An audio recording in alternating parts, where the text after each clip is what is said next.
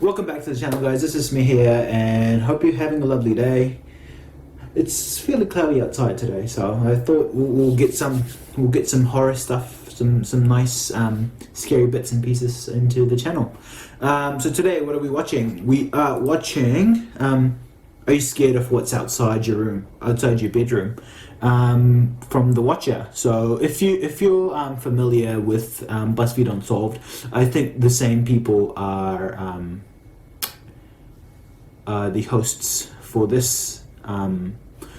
Okay, every time I sit there here and record, I tend to forget names. Like, holy shit. Ryan and Shane, there we go. So Ryan and Shane, I think, are hosting this episode, or I think this series. I'm not sure if it's a series or not, but it's a 20-minute thing, so I'll try and see if I can cut it down. But yeah, here we go. All right.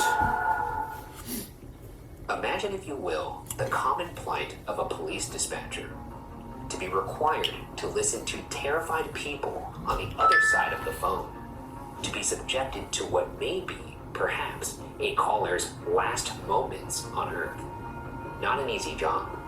And now imagine a call so horrifying it made a dispatcher never want to pick up the phone again. I'm Ryan Bergara, and this is Are You Scared? A show where I tell my friend Shane Madej the internet's scariest stories that may or may not be true. Now, I have never read this story before, and neither has Shane. So lock your doors. Why is Shane so serious? And let's see. He looks so damn serious today. He's my like the call as funniest a police dispatcher has scarred me. I'd worked as a police dispatcher for 9 years of my life. It's a career that takes a level of mental fortitude that I don't think many possess. I used to hate saying stuff like that, always thought it sounded so pretentious. But the truth is, it takes a special type of person to be willing to voluntarily listen to some of the things we have to hear every single day. Don't get me wrong, the job wasn't always grim, and it even had its decent moments. I've got enough decently funny drunk 911 call stories to last me through several lifetimes. Though, the reality of the job was usually far darker. I understood that, though, and felt that I was more equipped to deal with anything the job could throw at me. I was right, for a while. For years, I had answered every call, always able to keep a steady head despite being faced with some horrific situations, my confidence in my ability to handle the job unwavering, until the final call I ever took as a police dispatcher. I couldn't do that. Could you do that? I mean, look, like the idea that you're listening to somebody's last moments. Oh, yeah, I just meant, like, I don't like talking on the phone. Oh. Yeah, I mean, they obviously... These are some pretty heavy phone calls, for sure. A notification on my screen caught my attention, and in an instant, I had returned to my seat, headset on. 911, what is your emergency? I spoke into my headset as automatically as any line repeated hundreds or thousands of times can be spoken. For a moment, the line was only dead silence before I heard a reply. I need policemen. I think somebody is in my house. A child whispered from the other line. I felt the smallest of knots beginning to form in my stomach. I shifted in my seat. Do you know your address? I asked, adopting a firm but lighter tone in response to the caller's age. I heard shuffling and heavy breathing from the other end, followed by a faint, "Wait." The caller returned and whispered their address. She was a little girl by the sounds of her voice, and she sounded scared. Good job. What about your phone number? I asked. The process repeated, and I quickly relayed her information to dispatched officers. Her address was on the edge of town, a little out of the way, and I understood that it may be a while before help arrived. I stifled a sigh, not wanting to vocalize my worry, as I received an estimated arrival time. Not good. Not a good start. I gotta say, did not like that it was. This is a two-way conversation of which one way is from a child. So, not. Well, not upsetting that someone is in the house with the child, because ideally that is the case. You don't want a house just full of children. That's pandemonium. That is true. I guess her saying somebody is in the house would be commonplace if given the right circumstances. Yes, it could be Papa or Mama. Or Bro. Now, if it's a drifter, no.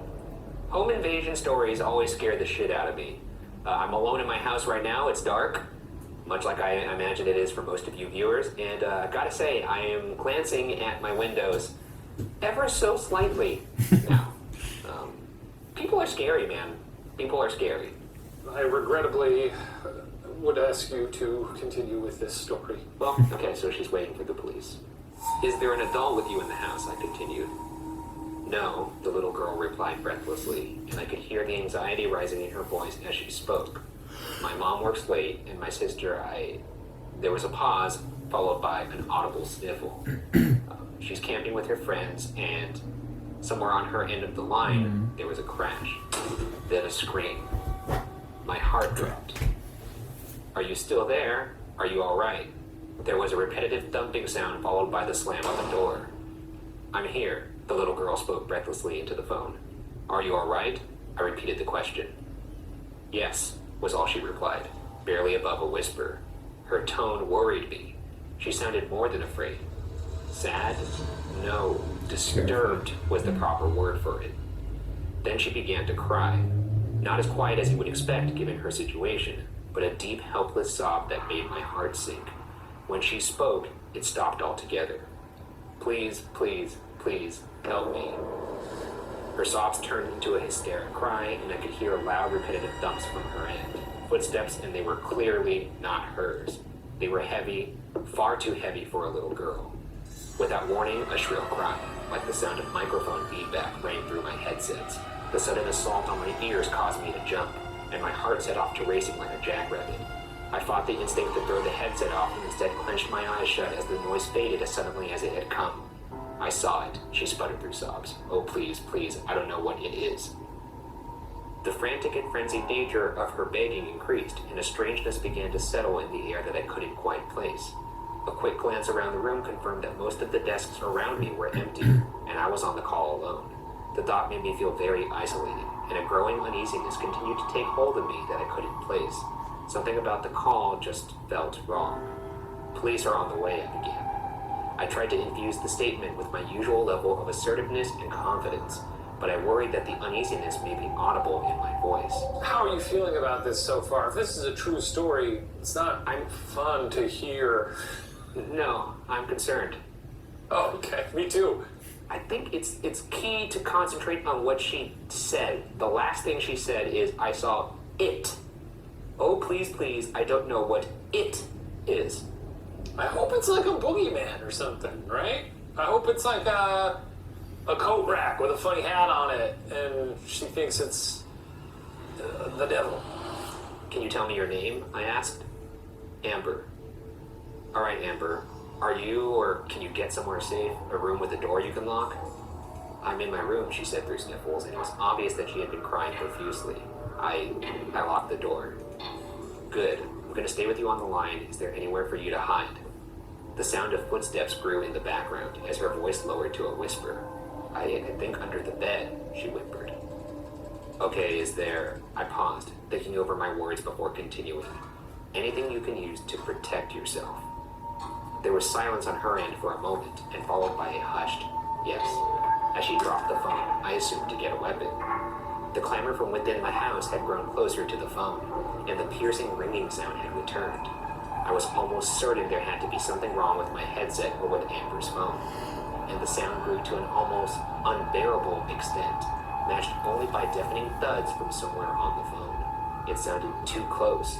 I could feel the hairs begin to rise on the back of my neck, and the ominous sense of panic began to give way to an unexplained fear. The urge to look over my shoulder grew harder to fight. As the persistent thudding sound grew louder, nearer, it all sounded too clear, I guess. There was no static, none of the white noise typical of a phone call, nothing. Just the sound of footsteps approaching closer, closer. I gave into my instinct, whipping around in my seat, nearly losing my headset. No one. I had no time to settle my nerves, as Amber returned to the line. So he's now hearing footsteps in his call center? I guess so. If that's the case, then I feel better, because this is all baloney. I mean, maybe. There's no scared child out there. Everything's fine. When I'm reading the story, feel like I'm being watched as I'm reading this. So I am imagining that's what he's describing. Are you there? She whispered, yanking me from my fog and back into the moment. Yes, I replied. I struggled to shake off my fears. Something was very wrong with this situation. Despite my worries, I shifted my attention back to Amber. There isn't any weapon, the girl muttered, but I have something. There was a pause. Okay, what do you have? I asked, realizing my prompt was necessary. A rabbit. A pink rabbit, she said, and even over the phone, I could hear a little embarrassment. My dad gave her to me when I was little, she sniffled. He said she would keep me safe. I didn't know what to say for a moment, but I didn't want to miss a beat. He was right, I said, as encouragingly as I could. Oh, again, bad. No, don't. What are you doing? Well, I mean, dude, she's not gonna... Tell her to look for a candlestick. Look, I think he realizes the deck is stacked against her here. So the best case scenario, have her believe in the fantasy that this bunny's going to protect her, but go hide, and maybe that sentiment will keep her calm. So at the very least, if someone comes into the room, she won't be, making a lot of noise or like hyperventilating or something. She's fucked. Especially because, now she thinks she's protected with this bunny, and... What, she's gonna hold it up to the devil? I guess so. Maybe the devil has a heart, and it's like the Grinch. Fingers crossed. I was interrupted. I could hear a man call from within the house. Amber, I miss you. No. So the intruder knew her. I furrowed my brow. Amber, do you recognize that voice? I asked, hoping she could identify the intruder. There was silence for a moment before her response. It sounds like my dad. Why does it sound like my dad? I blinked. What do you mean? Maybe she's a ghost? Oh. What about that? Oh, that's her father crying because he's missing Amber. Did I crack it? That fits in with the title. Because like you said, he probably hears calls like this all the time. So this, as horrible as it may be, would not be a scarring call. Realizing you talk to a ghost, that would be a scarring call. Yeah. Okay, That's let's my see. daddy's voice. Why does it have my daddy's voice? I didn't know how to respond to that. How I didn't know what to think about. Had his voice. Before I could ask what she meant, we were interrupted by a sound. The thing we heard has taken me years to try to understand. I've come to believe that it was that things laugh. At the time, though, we couldn't know. It was the sound of metal crunching in a car accident as it met flesh, a wet, grinding shriek that shook me to my core. I wanted to vomit, and my vision began to blur. I could only imagine what it was like for Amber hearing that all in person. Amber, I panted, my senses returned to me all at once. She barely had time to respond before we heard it. A voice, or voices, calling for her from somewhere nearby. They spoke as one, all with the same odd, inhumane nature, dripping with malintent. Amber. My blood froze. Amber began to cry, and her cries eventually becoming pleas as she begged for help, her life, her mother, and my intervention. Five more minutes, just 5 more minutes, I muttered, mentally cursing the timer which displayed the estimated arrival time of the dispatched officers. I prayed it would be soon enough. It's outside the room, she whispered, her voice one of utter panic, before breaking into a quiet sob. I silently swore under my breath. Fuck. Shit. Shit. It's outside my room. And he's like, okay, here's what you gotta do. Amber, I need you to hide right now, if possible. The police are 3 minutes away. Stay as quiet as possible. There was no response, but I assumed from the shuffling sounds I could hear that she had gone back under the bed. For a few moments, there was silence. Then Amber spoke, and my heart dropped. I'm going to die. You are not going to die, Amber, I began, worry now audible in my voice. I promise. It's reaching under the door. Oh my God, she muttered. There was a crash, louder than before, and Amber began to shriek. The noises continued, and it began to dawn on me what I was hearing. It was breaking down the bedroom door. Amber's screams had devolved into horrified babbling and pleas for her life to whatever was on the other side of the door. Her screams were soon drowned out by the same noise as before, that sick fucking laughter. What are you? Amber shrieked, loud enough to make my ears ring. Please, what are you? What are you? It mocked, in a voice that was some sick parody of Amber's. Panic gripped me as I glanced back at the corner of the monitor displaying the dispatched unit's arrival time. 1:36. Please God, let it be soon enough. Amber, are you there? I called. Amber?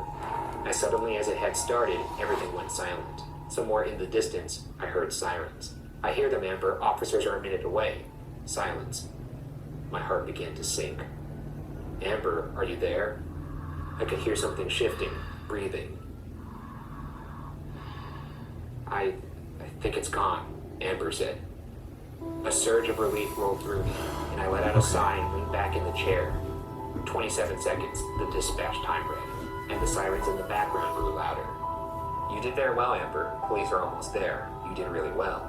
I couldn't think of what else to say. I'd never had a call like this, and something about it all felt so strange. Something Amber had said began to ring in my mind. What are you? Amber, I began. What did you see? I was met with silence. Amber? Amber began to laugh. Amber, I said, my voice pleading, a wave of realization crashing down on me. The laughter grew more raucous and less human with every second. Somewhere in the background there was a knocking sound. They'd finally arrived. I asked the only thing I could think at the moment. Why? The laughter stopped abruptly as the thing on the phone spoke. It was fun. There was a click and the line went dead. The house was empty when officers arrived. No signs of forced entry anywhere except the door to Amber's bedroom, the bottom of which had been torn away by something leaving a wide space to crawl beneath. And Amber, or what was left of her, decorated the room. Jesus Christ! What the fuck? Holy shit! So Amber beefed it. Amber's punched her ticket. I guess so. Fuck. I fucked that up. Fuck that one up, Greg. You really fucked that one up. You could kiss that promotion goodbye. Whatever had been there left nothing behind to identify it. Only carnage. The case was never officially closed, and everyone had their theories as to what had happened that day, ranging from serial killers to a bear attack and everything in between. Bear The call attack, was never really? made public, not my decision, but not one I necessarily complained about either. I never want to hear that recording again. I put in my 2 weeks' notice that same night, though I never returned to work after that day. I'd been content to try and forget about that call. As callous as it may sound, I was content trying to forget about Amber, to forget whatever I had spoken to on that phone. But I don't think it's done with me. Last night I dreamed, or had thought I was dreaming, the sounds of footsteps running throughout my house, as something screeched and laughed and mocked me just outside my bedroom door. I stayed in my bed long into the morning despite the sounds having stopped, paralyzed by a mixture of fear and confusion until eventually I convinced myself to leave bed. I crossed the room, cursing every creak the floor made under my weight. I lowered myself to the ground, holding my breath as I peered under my bedroom door. There was something there, but it wasn't moving. I mustered up the little bravery I had left and rose to my feet, my eyes shut tight and a prayer on my lips. I pulled open my bedroom door slightly and stuck my head out just enough to see what lay outside. I stifled a gasp, and tears flooded my eyes as I bent over to pick up the object. Placed right outside my door was a little pink bunny, covered in dark stains. From somewhere within the darkness just beyond the bedroom door, Amber's laughter echoed. Jesus. So, Holy shit. are you scared? Get the fuck out of here. It's a good callback, man. It's a good callback. It's a good callback. Yeah, okay, so this is a good callback. Let's see if this is in fact a real story. And Absolutely not. it looks like clearly this is our producers have chosen a story that was written by a person named Young Seti on Reddit, submitted to the No Sleep subreddit, and great subreddit. Good story, though. Great story. Are the producers in this show like the producers in Deal or No Deal, when they pan over to the room and you can see silhouettes like shaking their head? The producers of the show are actually sleep paralysis demons themselves. Yeah. So, this is They're just actually outside our window right now. I gotta say, even as a tall tale, this really did scare the shit out of me. Really? A hell of a read. I thought it was pretty gripping. That was a fun, he did a good job of stringing us along, and There's something about framing a supernatural experience through the point of view of a police dispatcher that's very grounding. honestly, I like that we're loading up with these spooky tales up top, because then when one of these finally turns out to be allegedly true, oh, it's going to pack a wallop. Well, I'm unsettled. I'm going to turn on the lights now. Good night. Don't let the bed bugs bite. Oh, God! All right, so that was fun. That was really nice. I think I'd go back and watch a few more episodes of this. I really liked it. And they started doing that Buzzfeed Unsolved, especially the supernatural stuff. I've really enjoyed Shane and Ryan's kind of making fun, or not making fun, but like kind of elevating the mood a little bit with some jokes and stuff, which is quite good. It was quite a dark story, even though it was made up. That was quite well done. Obviously, it's actually afternoon here, so it's not as scary. If I'd seen this at night, it would have been slightly more scarier. Obviously, with the lights shut down and everything. But yeah, I hope you enjoyed it. And like I said, if you have enjoyed it, just please leave a like for the Facebook algorithm, and also share it with your friends. All right, peace out.